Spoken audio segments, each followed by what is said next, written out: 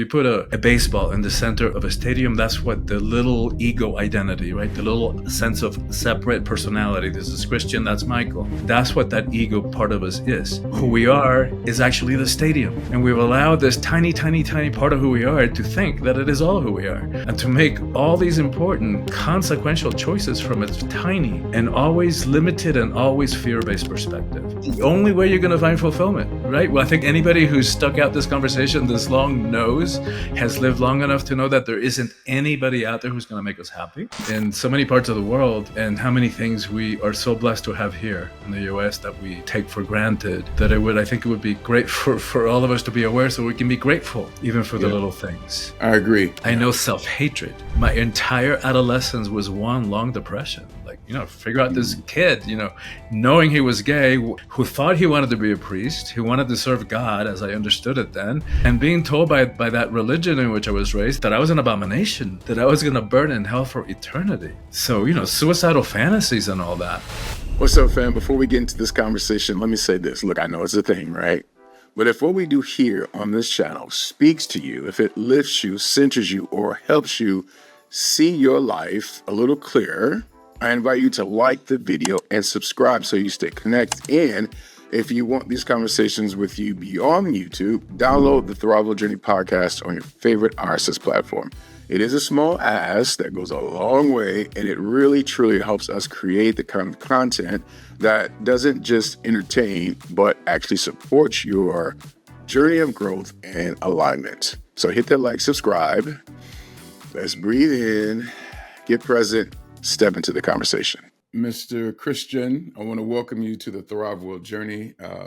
We talked a little bit, but again, how are you doing? Thank you, Michael. I'm doing pretty well, and I'm really happy to be here with you and looking forward to our conversation. How are you doing? I'm doing well, and I'm looking forward to our conversation too, because you talk about some powerful things, transformation and things along those lines in that world.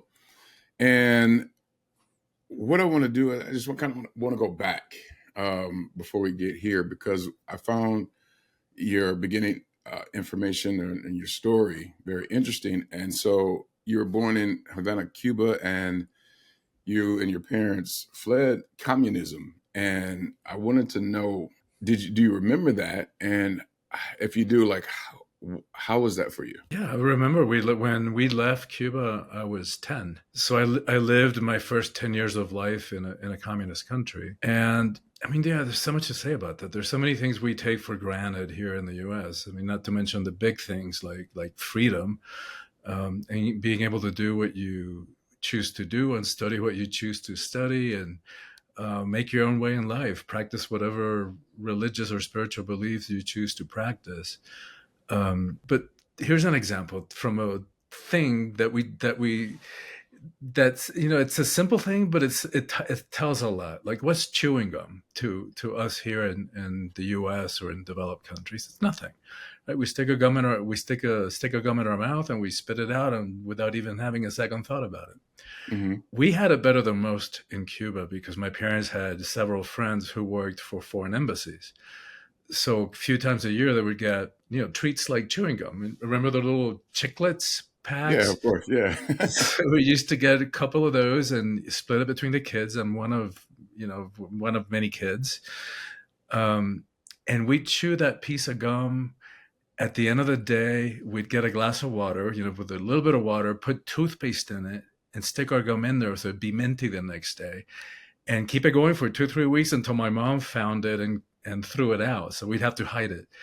But it just goes to show how it is in so many parts of the world, and how many things we are so blessed to have here in the US that we take for granted, that I think it would be great for all of us to be aware so we can be grateful even for the little things.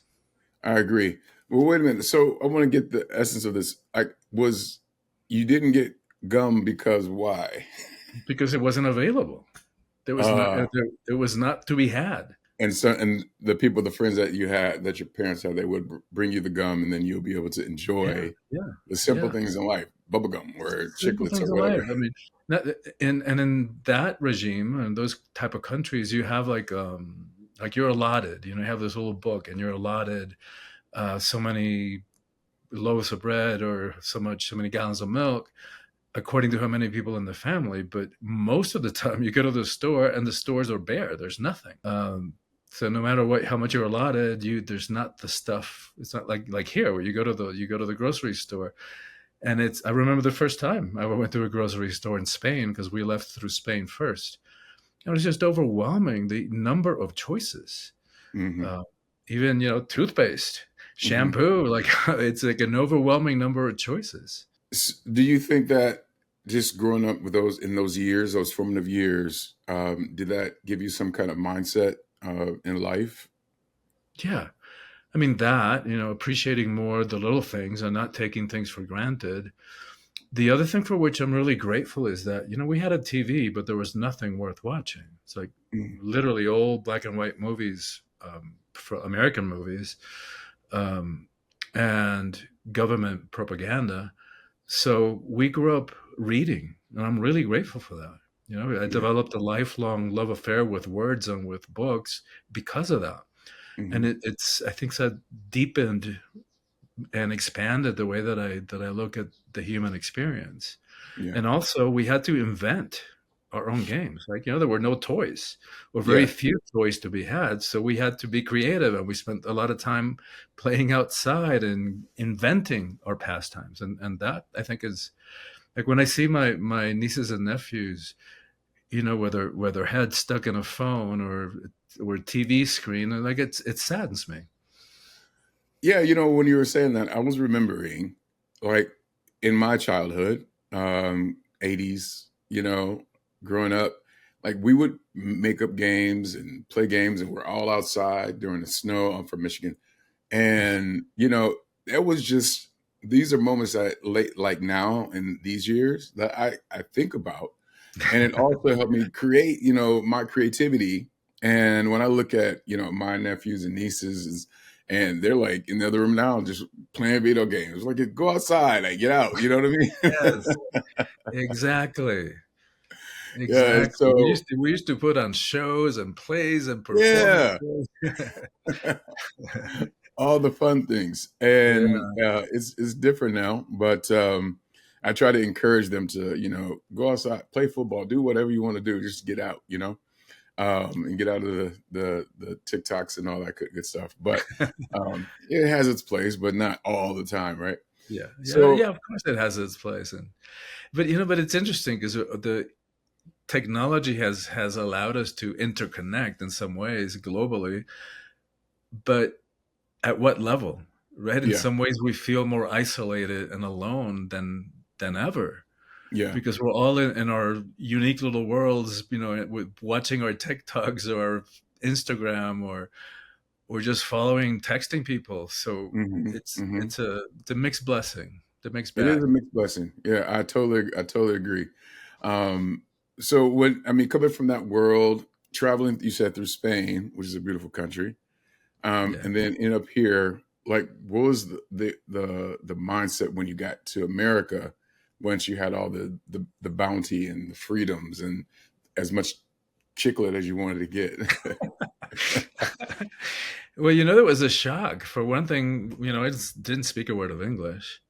Hmm. And when we first landed, we went to a small town in rural Georgia, in the middle of Georgia, that was famous for a couple of things. One of which was it had one of the three largest psychiatric hospitals in the world, and my dad was a psychiatrist. But as you can imagine, in those days, I don't know now, but that they didn't take very kindly to foreigners, Hmm. and there are very very clear racial divisions, and Yeah. um, yeah, so I don't have very fun memories. As soon as we could get out of there, we went back to Miami, where there was much more of a, at least, openness to Latino, Spanish speaking communities. Hmm. Yeah, I can imagine that's just being tough, coming from a different, just world, basically, Yeah, entering this world and then having to deal with, being free, but then also dealing with, those psychological things that you have to deal with during that time. But yeah. you began to, oh, go ahead. No, no, no. I was just saying, yes, it was not easy at all. Yeah. So you began on this journey. You're here. You talked about your late 20s. Um, Things were happening for you. Can you just talk about that world for a minute? Yeah, by the end of my 20s, I was pretty, I was doing pretty well for myself. I was working in community relations for a psychiatric and addictions hospital. Had a nice kind of cushy job. Um, I got to wine and dine potential referral sources for the hospital. Um, and I had developed enough of a network that I didn't have to work very hard for that. Um, and yet it seemed to me that the more that I had, I was sought after socially, sought after professionally, and yet the more that I had, the more that it felt like there's something missing. There has to be more to life, Hmm. and that started a process of me turning inward. And while I had struggled with the religion in which I was raised, which was Catholicism, because it was so strict and dogmatic and didn't have room for me, um, I started looking eastward. So I started looking at Buddhism and Hinduism and Taoism and some of those indigenous traditions, um, and pretty soon, I quit my job and sold my condo and um, gave away most of my belongings and went off on a spiritual journey and never looked back. That was the last job that I ever had that I worked for somebody else, other than working for myself. You talked about you had all these things on the outside, but you were unfulfilled, and you made a shift. Was there like a moment that said, you know what, this is just enough, and I need to figure out what's going on with me on the inside? Well, I think it connects to, I think it was an accumulation Hmm. of things and a buildup that happened. But I love the concept that you teach and practice, which is thriving. I wasn't thriving. Hmm. I was living, and I had a pretty comfy and in some ways very enviable life, but I didn't Hmm. feel like I was thriving. Like many of us, I was kind of selling out for that illusion of security of a biweekly paycheck. Hmm. But what happened too is that around that time is when the insurance company started tightening the screws. So I started to see practices taken on at the hospital in which I worked, like people being put inpatient and their benefits utilized just because they had the benefits when they might have been okay doing outpatient service. So Yeah. everything became much more money and bottom line oriented, and I got disillusioned, and that's one of the things that triggered my searching. And there has to be more to life. So it's a combination of that disillusionment and the realization that external validation, whether through being sought after socially or professionally or having stuff, like none of that was enough for me, Yeah. and that's what prompted that search. So there was a disconnect, and like you said, you were just surviving. And then you talked about disillusionment. I think a lot of people live in the world of illusion, and they don't connect to the what's so in their life. And it seems like that's what you did. So what was the next thing that you did once you begin, like, I guess, open up? Well, I mean, the beginning was that dramatic leap, where I just quit everything and went off on a spiritual journey. I was part of a very small spiritual community. I studied with a spiritual teacher for about 5 years, and blending Eastern and Western principles, psychology, spirituality, and pretty soon, I did it for about 4 or 5 years, and then went off on my own. And I've been applying, those principles and started teaching. I learned about breathwork through that teacher. I learned about meditation, and I weave those practices into my retreats and my coaching, and it was that's what had been missing for me, because I had Hmm. developed so much mentally, psychologically, professionally, but I had neglected the spiritual. Like many people, I threw out the baby with a baptismal water. Uh, Yeah. and and then realizes, like, wait a minute, it's just as ludicrous to try to reject one part of being human, like sexuality, like my religion had tried to get me to do, as it is to reject my spiritual nature. It's all part of that whole human being, and when we reject any part of our wholeness, there's no way that we can thrive. Hmm. Hmm. I was going to go another way, but you said that. We reject a part of our wholeness. Can you talk about that? Like, because I think that that's maybe a struggle for people, and I know we're going to talk about entrepreneurs and things like that, but this may intersect with that. But when you reject a part of your wholeness, Yeah, can like you just in talk my about case, it that? was those two things. Like, I mean, first of all, I knew from a young age that I was gay, and the religion in which I was raised had no room for that. Okay. So I tried to reject that part of myself for some time, and then when I realized, how when I made the choice that I wasn't going to live my life based on teachings culture that were taken out of their cultural and historical context, teachings from thousands of years ago, um, that were translated and retranslated and mistranslated, teachings that came about when women weren't even equal, women were property. Hmm. So I decided, no, I'm not going to base my choices about what I'm going to do with my life and what's right and what's wrong on that. And so that triggered that was the bathwater, but I threw out the good part of the spirituality. I just rejected the whole thing. Hmm. Anything that had to smack of spirituality or religion, I didn't know the difference between those two things back then. So I rejected that in my 20s. And at the end of my 20s is when I started to realize, wait a minute, there's something missing. Hmm. And that was that other part of my being human, of my wholeness, that I had ignored, and tried to reject and run away from in my 20s. And so my choice then was to begin to reincorporate that and to find ways of connecting with that and expressing it that were a match for me, that worked for me. Yeah.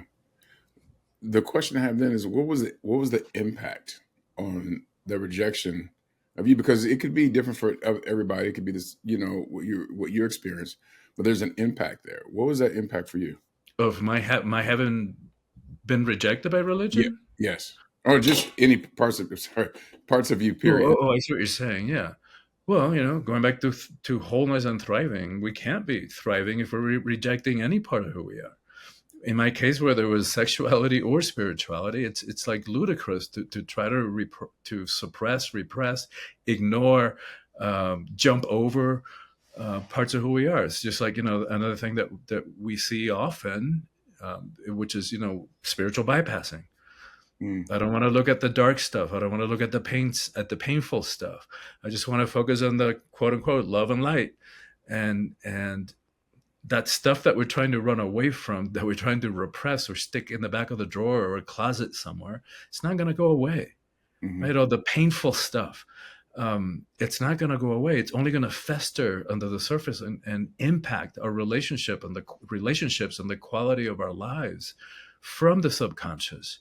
Yeah. So it's not easy work. It's hard work. I know but it's infinitely rewarding because once Yeah. we are able to look at that and ask the hard questions, why am I triggered by that? Why do I keep recreating this pattern in relationship? Why do I Hmm. keep having the same old boring argument, only with a different actor, a different co-lead? But it's the same crap coming up. At some point, we have to get honest and real and say, wait a minute, there's one common denominator in every one of those arguments, in every one of those relationships, and it's right here. Why? Yeah. Why is that? And once we ask those hard questions, we can do something about it, right? We can Yeah. heal whatever needs to be healed. We can make whatever choices we need to make. Hmm. Getting honest with that part of you that you won't face, um, and really just going at it. Yeah. Just go at it. Yeah. So you started to develop this for yourself, and you went on a spiritual journey. What was that like, and what did you do? And I asked that question because I've had a couple of people that have done the same. Like they talk about they're more spiritual, in their quest, and um, they went tried ayahuasca and all that good stuff. And now it's not the same for everybody, but they also talk about breath work. And so that's the core of my question is, what was that journey, and how did breath work help you to get to the next space in your life? Let me start with the breathwork. The journey itself was difficult, right? Because it entailed questioning things that I've taken for granted all my life, things that I've been told, things that I was conditioned to believe. When I was raised, there was one only true religion in the world, and that was the Roman Catholic Church. And Mm-hmm. so it became a process of questioning, right? And investigating and having my own experiences and beginning to explore and develop my own personal relationship with the sacred, whatever you call that. And so there was a lot of years of explanation. Breathwork was life changing. Like I'll never forget the very first session, because after so much searching and so much looking, I got a glimpse of an aspect of myself, like the part of us that call it the soul, call it, I talk about the baseball and the stadium metaphor. If you put a baseball in the center of a stadium, that's what the little ego identity, right? The little sense of separate personality. This is Christian, that's Michael. That's what that ego part of us is. Who Mm-hmm. we are is actually the stadium. And we've allowed this tiny, tiny, tiny part of who we are to think that it is all who we are, and to make all these important consequential choices from its tiny and always limited and always fear-based perspective. So part of what breathwork did for me, and I know that like sacred medicine journeys also do it for people because I hear it all the time. Um, People who do breathwork with me, and then they'll say, "Wow, I got to the same place," which to me is that stadium nature, um, in breathwork that I did on an ayahuasca journey. Mm-hmm. Um, so it's a different pathway, Yeah. a different way to get to those experiences. And once you have an experience of yourself, one thing's reading about it. Another one is having an experience of yourself as that, as interconnected to it all, as free in the ultimate sense of freedom, um, empowered in a soulful kind of way, because it's both incredibly empowering and profoundly humbling at the same Mm-hmm. time. And so once you have a taste of that, everything changes. Everything changes. And so, talking to this person now, this Christian now, you talk about some extraordinary things that we'll talk about. Um, and you use breath work in your retreats and things like that. You stated. You talk about personal power, your true personal power. How do you define that? And that's a deep question too, because most of us struggle with that word, right? Power. Because also we've been conditioned to think that power is bad, Hmm. with quotes like power corrupts. Absolute power corrupts absolutely. And what good person wants to be corrupted? And then how many times have we witnessed abuses of power, whether in our personal relationships with parental figures and teachers, etc., bosses, and in the world? Like all we have to do is turn on the news on any given day and Right, see right. witness at least one abuse of power. So when you put all that together, what happens tragically is that we get confused about power. And so we end up rejecting power. Mm, And what happens when we do that, because we weren't taught that those words, like those power corrupts phrase, Lord Acton, who spoke them, was specifically speaking about political power, not the personal power that we're talking about. But we weren't taught that. So we throw again the baby out with the bathwater. And what happens when we give away our power is that we end up settling. How many times have we said yes when inside it was a no? Inside we were not okay with that. But in order to maintain the peace, because we're so terrified of the emotions and conflict, uh, that we end up settling for that illusion of pseudo peace, and we settle for crumbs of mhm. pseudo acceptance and pseudo love. And it's not a good strategy, because all that stuff that we're suppressing, that's going to turn into resentment, Yeah, because it has to, yeah. right? Every time that we're suppressing our dreams, um, giving away our power, we're putting other people's preferences and perceptions and beliefs ahead of ours. That stuff, it's we're gonna inside is gonna turn into resentment. And I'm not and I'm of course there's compromise in every relationship, of course. So that's Mhm. not what I'm talking about. It's like tonight we want to go for Chinese, tomorrow we go for Mexican. That's different from what I'm talking about. Yeah. Yeah. I'm talking about sacrificing, abandoning ourselves at the deepest levels in order to settle because we're afraid of being alone or because we're afraid of having a difficult conversation. Right. So you talk about possibly abandoning.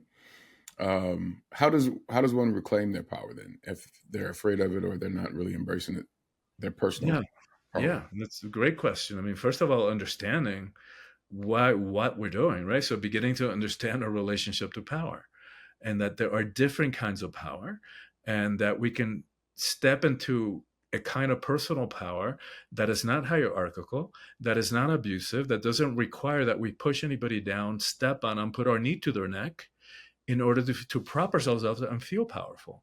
That there's a Mhm. way that we can manage our relationship to power that is not zero sum, right? So that your Right. power, your having power, doesn't take away from mine. Of course not.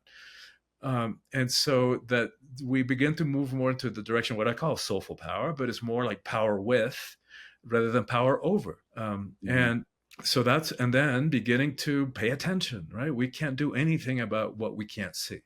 So going through life, paying attention. What are those times when we stuff ourselves, when we play small, when we know the answer in a meeting, but we're afraid to raise the hand and speak up? Or Yeah. yeah, or because because whatever, we feel rejection, we want to make sense with everybody else, we're afraid of, like, if we really be all of who we are, that other people might not be able to handle it and reject it, so we play small and we stick ourselves into a little box, and that's not of that's the opposite of thriving. Mhm. Right, Mhm. that's Mhm. like playing small and acting as if. And we've also been conditioned to believe that to let ourselves shine, to let ourselves thrive, is arrogance. And I think it's the reverse. How dare we hide our light under a bushel? How dare we play small, particularly at this time, um, when everything is raining Mhm. on like we're all in this together. Like we're a make it or break it point in terms of human evolution. Like the planet will Mhm. be fine, right? Mhm. The mess that we have made, the planet left on its own will find balance again. Might take a gazillion years. It might end up being an enlightened cockroach planet in the end. Whether we make it, right? We're just now beginning to I'm sorry you unleash. said like cockroach, but you're that's a fact. Yeah. Whether Right. we make it, that's what's up, right? We're just now beginning to experience what we have unleashed on our environment. Yeah. So it's time. It's like all hands on deck. If anybody who's listening or watching this who has the slightest inkling of suspicion that they have work to do, as Yeah. teachers, as healers, as activists for change, this is it. Yeah. This is the clarion call. All hands on deck. I remember that. The cockroach statement kind of threw me off a little bit, but because I started picturing, conscious Meditating cockroaches. cockroaches. Yeah, yeah, yeah. um, let's see. Let me get back on track here. So I was going to say, I've been through man, years of my transformation, and once you're transformed, but there's always transformation happening. Especially, what I like to say is that I stay in the conversation of transformation with people, just because you can always have a steadily moving world of transformation. And these days, that I'm so much further along than I was, but I'm still at a place where I know there's so much more to do and to grow. And you're talking about playing small, and it just reminded me of, for whatever reasons. I mean, I know the reasons. I just don't want to go into it right now because it's like a therapy session. But I was playing small, even though like I was successful in areas, and that playing small mindset really got me to play small in life. And then, things like my world mirrored what was going on the inside. And if that's happening to people that are listening, what can they do to really shift that for themselves if they're in that mindset of or that space or being playing small? Ladies, check this out because you're going to like what I'm about to say. And fellas, let's talk about it. Energy, your energy. the kind that fuels your focus, your drive, and your confidence in every area of life. So when I started using the Ooh Shaman Male Potency Elixir, created by my brother Celestino Cornell, I noticed something shift. My clarity sharpened, my stamina rose, my focus locked in, and whether I'm training, creating, or pouring into my purpose, I just feel alive. And here's the thing, this isn't about hype or shortcuts, it's about alignment. You know, when your body, your mind, and your spirit are connected, you move through the world differently, right? You lead differently, and you definitely love differently. So that's what this elixir was designed for, to support blood flow, endurance, and presence, so you can show up stronger, centered, and in flow every single day. So if you're ready to recharge your energy, restore your balance, and reclaim your power, go to ooshaman.com/elixir to use code ThriveWell for 10% off your order. That's ooshaman.com/elixir. Step into your sacred strength today. The link and the code is in the show notes. Check it out. Well, the short answer is cut it out. Like, Wait it cut out. the crap out. Just Right. cut it out. That's what I And, had to like, do. I had to stop. seriously, stop. How dare you? Yeah. How dare you? It's like, we need you now. We need Yeah. all of us. And if you want to be fulfilled, that's Hmm. the only way you're going to find fulfillment, right? Well, I think anybody who's stuck out this conversation this long has lived long enough to know that there isn't anybody out there who's going to make us happy. Yeah. So no relationship is ever going to fulfill us, and it's not their job to. Like, how Right. unfair to put the responsibility on someone. You are going to make me happy. Yikes. Yeah. And we all know, like, how many more proof do we need for people who have all the money, the celebrities, the politicians, all the power you could want, and they're miserable and Hmm. and thin-skinned. You Yeah. know, that the slightest comments turns them into a whole overreactive, childish tantrum without mentioning names. Uh, and so, Okay. Yeah. I'm trying to be serious, but you say some things that are really that hit at the mark, right? You hit the mark and it resonates. So I get what you're saying. That's what I'm saying. yeah.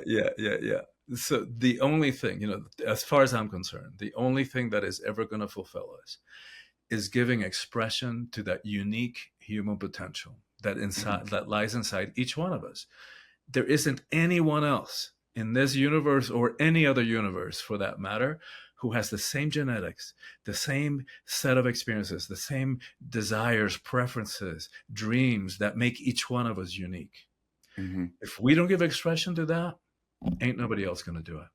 And to me, that is the universal imperative, is to give expression to that, and we get to do that however we wish, Yeah. right? But going for that personal best, that personal excellence, is what's going to give us that sense of satisfaction. And it doesn't matter the details, the specifics are secondary, right? Where in one case, it could be writing an Oscar-winning screenplay. Somebody else's case might be making the best damn chocolate brownies this side of the Mississippi. It Hmm. doesn't matter. What matters is that we give expression to them, Hmm. because that's where our fulfillment lies, and that's when we're going to thrive. That's where you thrive. Expression to the unique human potential. Yeah. That's powerful. You know, like being self-expressed is probably one of the best things that human could be for themselves. And I know just for me that it works for me, right? Because there's moments when I'm like, not expressive, and that I'm just kind of within, but that doesn't work for me. And then I don't feel free. I don't feel like I Right. can achieve the things that or goals or the things that I'm setting out for myself. And when I get self-expressed, it's a whole different outcome and a whole different world that shows up for me. And Yes. like you Exactly. said, if you stuck it out this far in this conversation, that's one of the most powerful things that you can take away is expression to the unique human potential, which is what to yourself.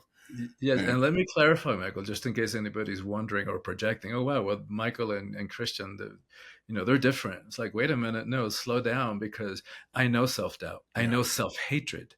My entire adolescence was one long depression. Like, figure out this mhm, this kid, knowing he was gay, who thought he wanted to be a priest, who wanted to serve God, as I understood it then, and being told by that religion in which I was raised that I was an abomination, that I was gonna burn in hell for eternity.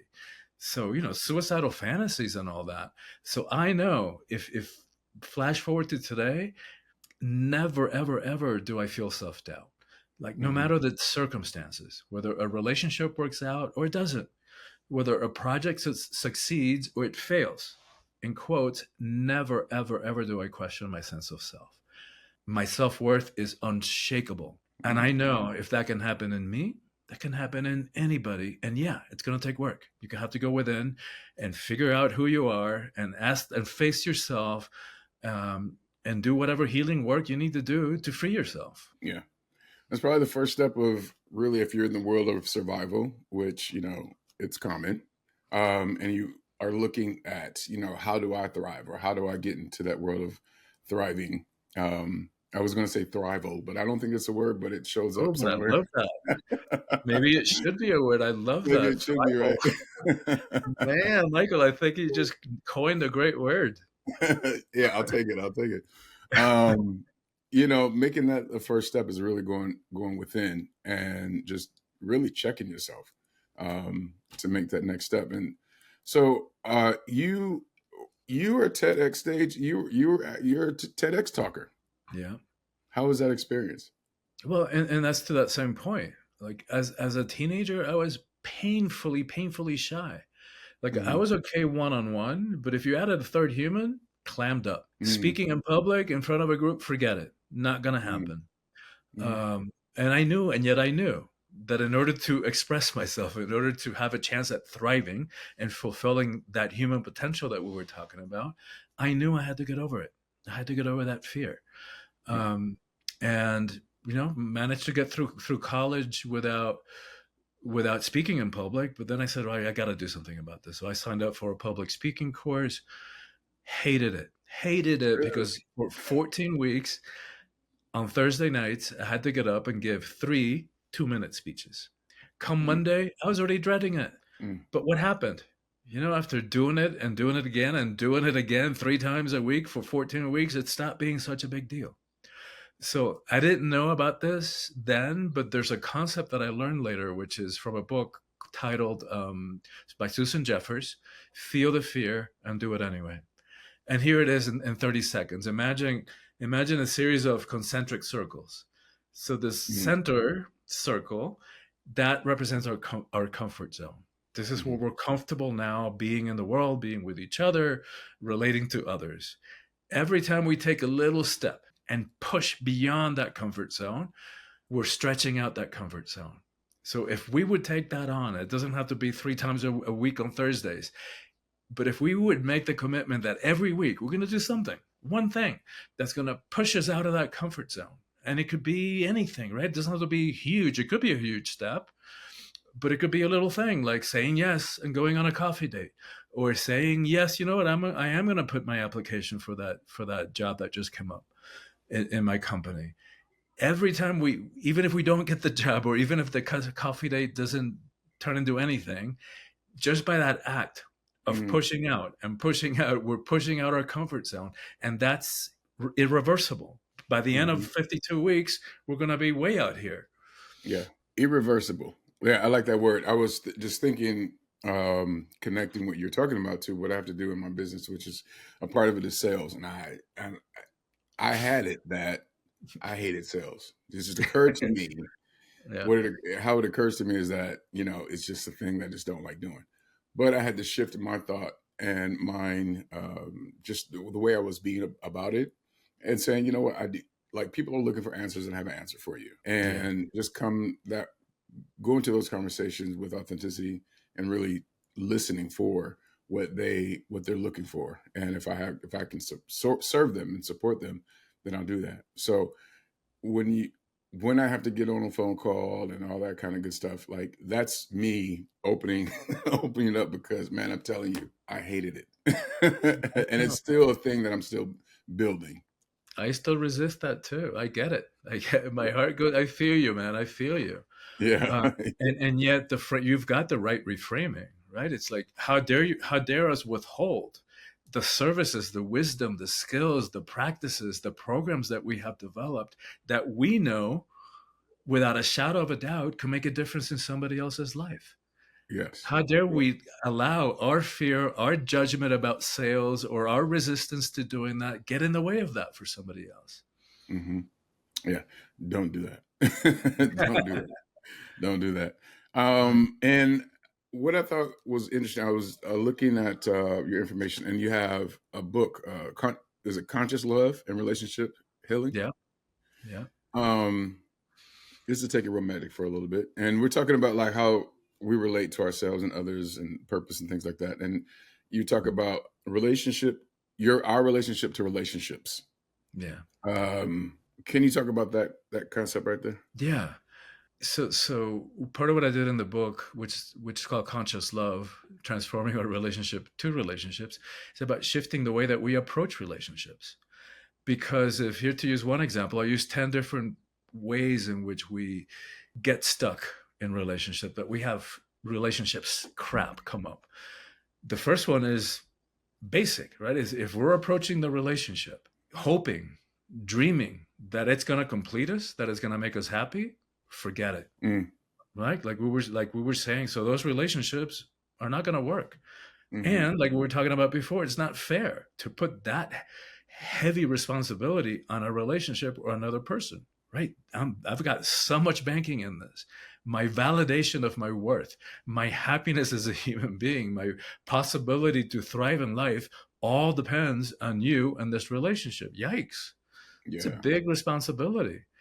So approaching a relationship consciously means that we know that only we are going to have the capacity to fulfill ourselves, Mm, that and that we don't need any external validation, right? That our worth is inherent and doesn't need to be proven. Like, it's there. What the work is to clear the crap that's gotten in the way of that, all the mm, conditioning, all the misunderstandings that we picked up along the way from childhood. Right? We misheard something, or maybe a parent or a teacher said something to us the wrong way because they were in a moment of overwhelm. I didn't know how to do it right. Right? So we took it on as truth. Oh my God, I'm too much of this. Oh my God, I'm not smart enough. I'm not pretty enough. I'm not strong enough. I'm whatever, right? All the misunderstandings that we took on. And just because that was said or we heard it that way doesn't make it true. It doesn't make it real. So that's part of the process of freeing ourselves, is questioning all those beliefs that we have about ourselves. And yeah. in some cases, like, getting clear, because a lot of that stuff we suppressed Mm, and repressed. It was too much to handle. hmm. Right. So if we took on a belief like I'm not good enough or I'm not worthy of love as a kid, it's like, wow, that's a lot for a little young mind to handle. So we suppress it. But just Yeah. because we suppress it, it doesn't go away. That belief has been working and impacting every one of our relationships from the get go, because we end up settling. Right. That's another ways Right. in which we get in problem with relationship. We settle. Yeah. Like, we know this is not a good match. It doesn't mean we're better than it. Doesn't mean we're worse than. We just know it's not a good match, but we override the red flags, right? Or we think, oh, I can rescue them. I can fix them. And then we override all those red flags. And how does that work out? It never works out, It doesn't. ever. It can't. Yeah. Um, but it begins from that misunderstanding of devaluing ourselves, of not really seeing our own worth. Yeah. There's a lot of things that happen in our older years that may have caused that, is because of things that we misinterpreted or misunderstood, or what we thought was happening in our younger years. When you were saying that, I was remembering a story, or not a story, but a moment when I was in middle school, and a teacher, and this is, back when we used to have a home economics, and I don't know if they still have it, but I doubt it. But anyway, I remember her name. I ain't gonna say it. I don't know if she's around anymore, but she called me lazy. She said, "You're just lazy." Right. And for some reason that stuck with me. And even if I forgot about it, like that was a thing that stuck with me for so long. And probably until like maybe 4 years ago.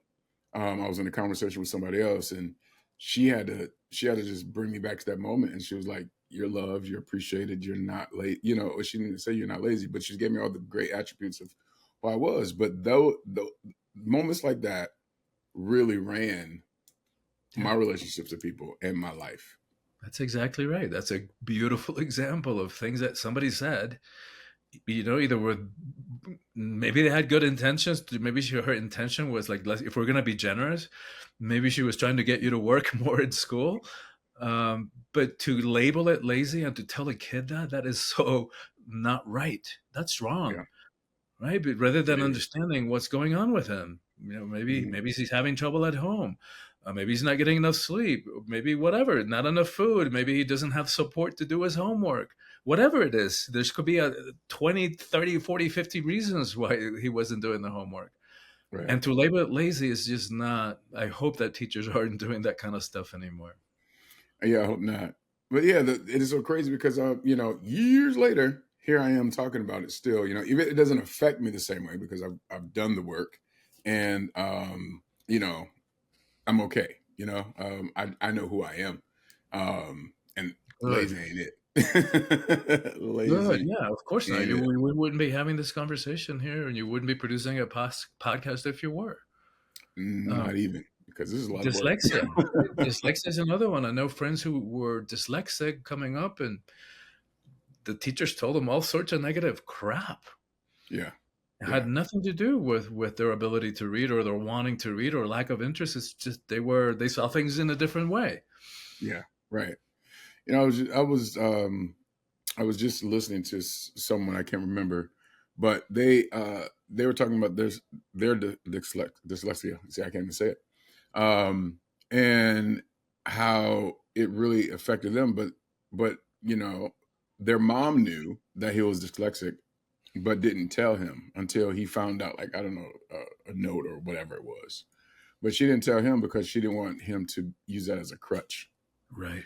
And I think that was good, but I think that's also like kind of like the pushing it down kind of thing and not really facing it and I'm with dealing with you. it. I'm with you. Yeah, I and it's I would say unhealthy. give the kid whatever information he needs to know about himself, He right? needs to know about himself. Or herself. Trust the kid to handle it. Yeah, trust them to handle it. And I was looking, okay, again, notes here. You were talking about love, love unconsciously. How do you how does someone in the relationship, like when they get, well, first of all that, those stories and all that kind of stuff that you were talking about, like how do they get all that stuff out of the way? Well, I mean, the first step is becoming aware of it, Yeah. right? Like you having that awareness about that story about having been called lazy and the way that had stuck in your head. Like from in many cases, I see it come up in breathwork all the time because Mm-hmm. breathwork kind of clears the stuff that's been suppressed, and I see it happen all the time. And talking about people who are successful professionally, who are, incredibly doing incredibly well financially in the eyes of the world, and yet deep down inside, and they're still struggling with relationships. Mm-hmm. Right? Why is that? Why is that the area that people who've done spiritual practice, who meditate, they still struggle with relationships? So, and part of the reason is because we have so much relational crap that we've taken on, so many unconscious beliefs Mm-hmm. about ourselves, about love. Um, we have so many wounds that we haven't done the work of healing, and so we carry all that unhealed past into our present relationships. Mm-hmm. And if we're not self-aware, then we start projecting that stuff on one another and throwing it on each other's lap. Mm-hmm. Um, and that's another one of the reasons that we get into trouble with relationships. That's another one of the 10.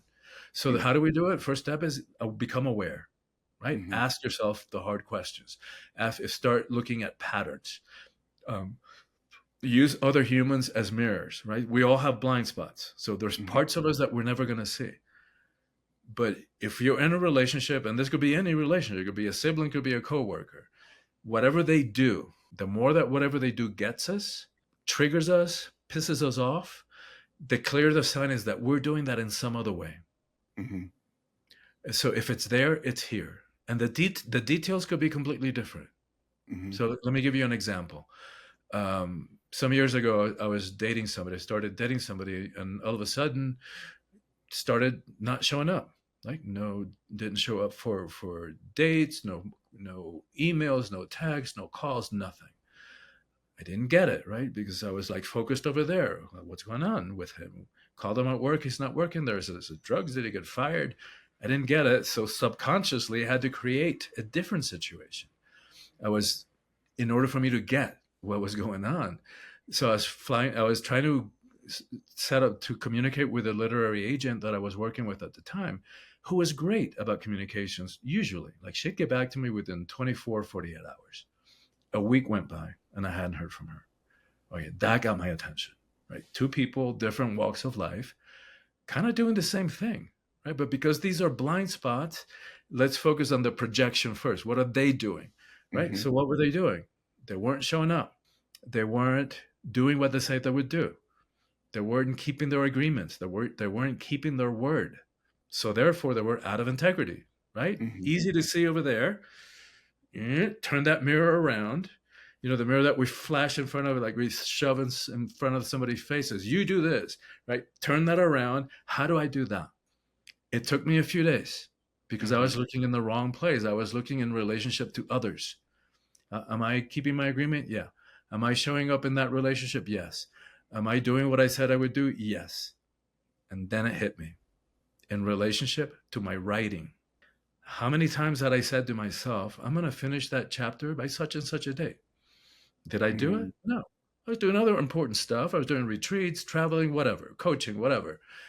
But I wasn't showing up for my writing. I wasn't keeping my agreement with myself. Nobody else knew about this in relationship to my writing. And all I had to do was bring consciousness to it, right? I didn't have to finish that book. I could say, you know what? I'm not going to finish it. Or I could say to myself, you know what? Extend the deadline. Another 60 days, another 90 days, whatever. Mm-hmm. Um, but I was doing none of that. I wasn't showing up and I was like trying to sweep it away, sweep it under the rug. But not the minute, within the hour, and that part I'm not exaggerating, within the hour of me having that insight and making that choice about my writing, they both called. Yeah, So that's funny. no longer did I need to create external drama in my Yeah, life to face myself and make a choice. You know, dude, right or not, but make a choice. yeah. You're bringing whatever was happening subconsciously, you make it brought it to the conscience, um, your conscious. So when you're in relationships, right, will you say that, like, if you talk about blind spots and things like that, and you're in relationships, the people that are in your world or closest to you, or maybe pop in or pop out, however it goes, there are reflections of you. And if it's something happening that's not really in alignment, Yeah, you can kind of mirror those relationships and really look at yourself and seeing what's not working and what's actually happening with you. exactly, exactly. And And then, you know, family too, yeah. yeah, everybody. And of course, who's going to get us the most? Those who are closest to us, you know, family, siblings, lovers, those are the ones that are going to get us the most. But if we approach it with this, rather than pointing the finger and making wrong and you do this, you always do that, you never do this, right? That's not going to do anybody any good. The more that we point the finger, the other person just shuts down and defends and points the finger right back. Well, that's not true. And you do that, and you also do that, right? And then it becomes an argument and a fight and a power struggle. If we, and with clear boundaries, right, if somebody's behavior is doing something that is impacting us, of course we speak up, but we do it in a different way, right? Rather than pointing the finger, like, you don't care about me, you only care about yourself, or you only care about your schedule, not mine, right? That's only going to lead to argument. So Mm-hmm. frame it in the way, when you do X, I feel Y, Mm-hmm. right? Like, own it. Like, what is it that's really going on? Like, say that I have an ongoing lunch with Mary, and Mary's always late. Um, And rather, what we end up doing is sitting there waiting for Mary. It's like, shit, she is so selfish and she never shows up on time. She only cares about her own schedule. And then Mary shows up and we put on a fake smile, Mhm. because we hate confrontation. And then the sarcasm starts dripping out through the side of our Yeah. the covert jabs. um, but that's not going to help, right? But so we have to own that it's our stuff. Like maybe you have lunch with Mary. Mary shows up late, and you're like, "Great, I have 20 minutes. Let me return that phone call, catch up on the news." Right? There's so many ways to respond to Mary's lateness. Why does it bother me so much? And it doesn't excuse her lateness. That's a different conversation. But if I scratch under the surface of Mary's lateness and of my feelings to Mary's lateness, it's like I'm probably going to look something like, I'm not feeling valued. I'm not feeling respected. I'm not feeling worthy. And those feelings are way older than my lunches with Mary. And that's where I have once I do that work and ask myself what is really going on, what am I feeling here? Underneath the anger about her lateness or those deeper feelings, then I can do something about them. Mhm. And once I heal the what's underneath it, the feeling not good enough, feeling not respected, feeling not worthy, then I'm free. Mary can show up late, anybody can show up late, and I can make some clear choices. Like say to Mary, Mary, I love our friendship and I love our weekly lunches, but I gotta tell you, when you show up late, I don't feel valued. I Mhm. don't feel like my time is being valued, and I don't like those feelings. Can we do this a different way, right? And I'm owning that it's my stuff. I'm not exonerating her. I'm bringing it up for discussion, and then I can make a choice. If Mary continues showing up late, then I can make a choice about that because Mary's obviously not valuing my request and my Yeah. preference. Yeah. That's that's some transformation right there, within yourself, and then it depends on the relationship that too as well.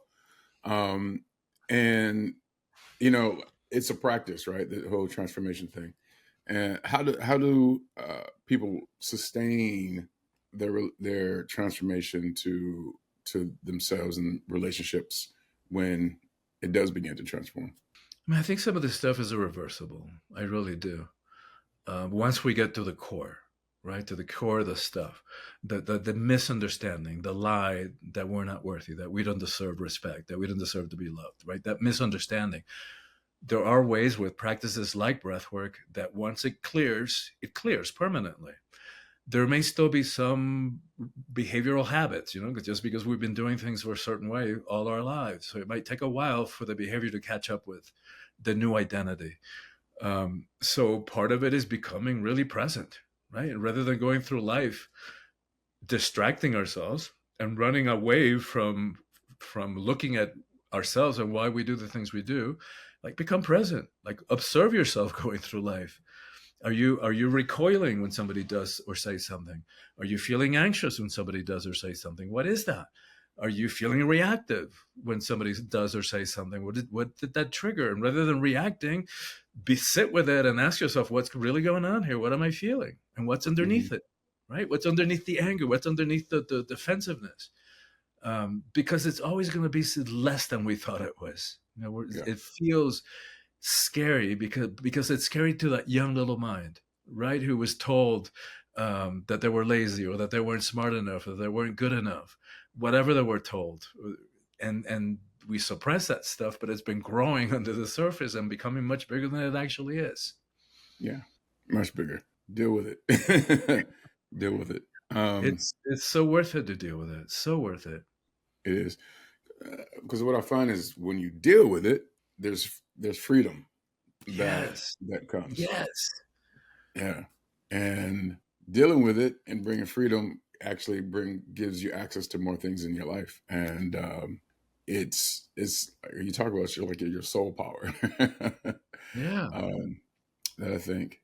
Um, Yes, sir. There's freedom and there's power in that, in dealing yeah, with it. freedom and power. Mm-hmm. Yeah. I'm struggling because I want to continue, but we're, we're Oh, at an yes. hour. Look at the time. I hadn't noticed either. Um, so, so we're going to wrap up because it is an hour, and I know how. our audience, it's about this time when it's like, okay, Yeah, it's time to move and watch something else or whatever they're doing, or listen to something else, YouTube and podcasts and all that kind of stuff. yeah, But I'm really curious to know, like, I mean, you're a transformational coach. You do one-on-one coaching and all things like that. Yes, yes. I do yeah, individual you one-on-one work, and I also do retreats, group you work. do retreats. Like in all of your transformation, what was like the biggest thing that you've gotten Mm. um, since like just through your journey to where you are Oh, now? well, there are two constants. I do a lot of different retreats on different themes: relationships, conscious relationships, relationships that have a chance of working, personal empowerment. I work with women specifically about women's empowerment. Talk Mhm. about life purpose. Constant. There are two constants to every one of those retreats. One of them is understanding the ego mind. Because if, to me, there's no way around it. If you want to be free, if you want to be in your power, if you want to have a relationship that have a chance of working, if you want to have a life that is filled with meaning and with purpose, you've got to understand. I don't see a way around that, understanding the ego and how it works. And there's a lot of Mhm. confusion about that, right? We think ego means arrogance, inflated sense of self. And it does, but it means a whole lot more than that, right? So all that defensiveness, the reactivity, that all goes back to the ego. And in the previous book, Awakening the Soul Power, I spent probably the first fifth of the book, quarter of the book, explaining and talking, getting into the ego. So it's there, it's out there, or come to any of my retreats, and you'll figure that out.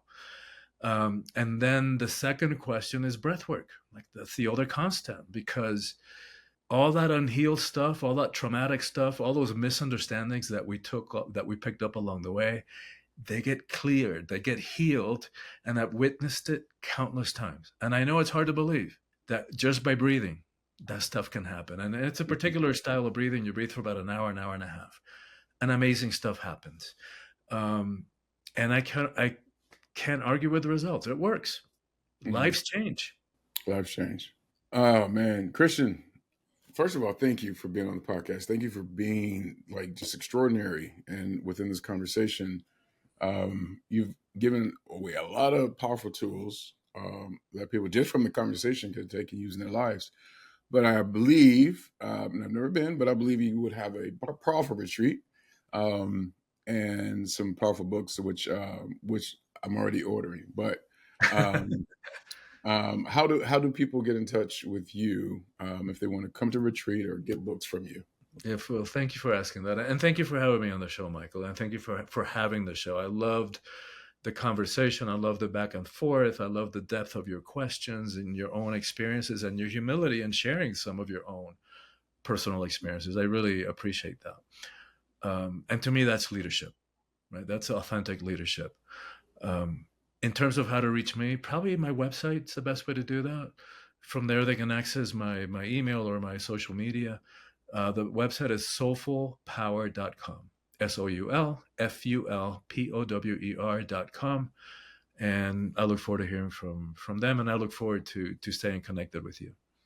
I do appreciate it. Yeah, likewise. And man, this has been extraordinary. It's been I didn't expect this kind of emotion to play out in this conversation, but I'm glad it did because these are kind of conversations that really make a difference and can begin somebody's journey on their transformative journey themselves. So, again, I want to say thank you for being on the podcast. And we do have the question for people that are watching on YouTube. We talked about playing small in the beginning of the podcast, and like where in your life where you're playing small and you want to make that shift. And so, just what's the bold step that you're going to take to really make that shift? And if you don't know, I believe his retreat may be a good answer. So do that, leave it in the comments. And again, Christian, thank you so much. Thank you, Michael. And as we always say, let's make thriving our new normal, and we'll talk soon.